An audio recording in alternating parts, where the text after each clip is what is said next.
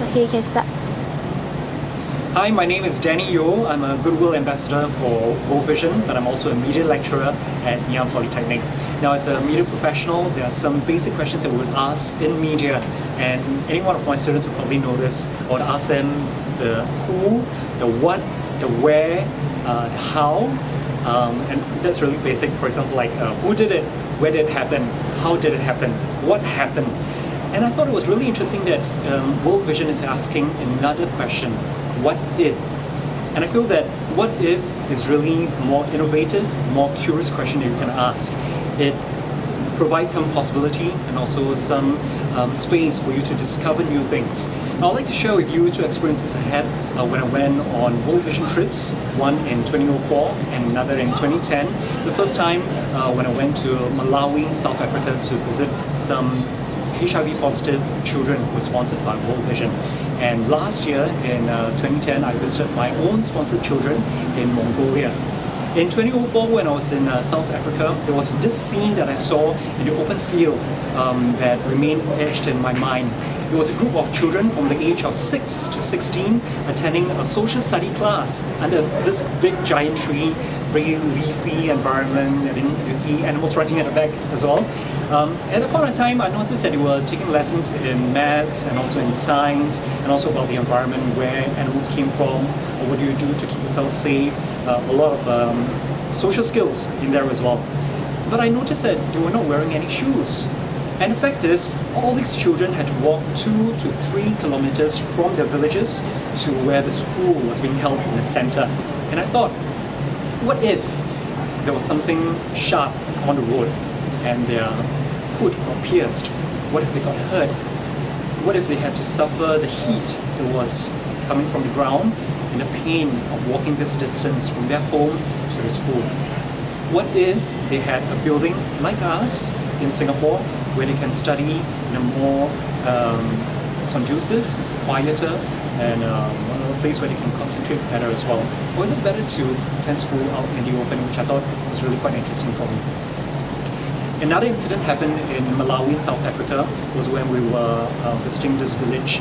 A young boy, about the age of 10, came running home. He was crying profusely.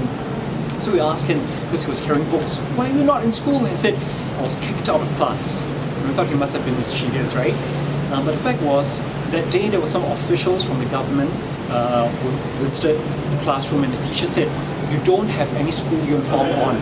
That doesn't look good, you have to go home. And she sent the little kid back home. And so we thought, that's easy, all you have to do is just put on your school uniform and go back to class. But he said, I don't have any school uniform. I can't afford school uniforms. And so we asked, how much are the school uniform? And he said, $2, 2 Singapore dollars. That might sound absurd to you, but the fact is, if he had $2, he would probably want to buy food for his family. That could be 3 meals in a day. He would want to buy seeds for his village in order to grow crop and also cultivate plants so that they can support themselves. $2 is really a luxury for him, even to buy school uniform in order for him to afford attending classes in a classroom. And you know that education is a key for them to elevate themselves from poverty and also from a situation of lack of knowledge, lack of education. They can't advance much further in society. Last year, 2010, when I visited my sponsored children in Mongolia, I noticed that they were living in very harsh conditions.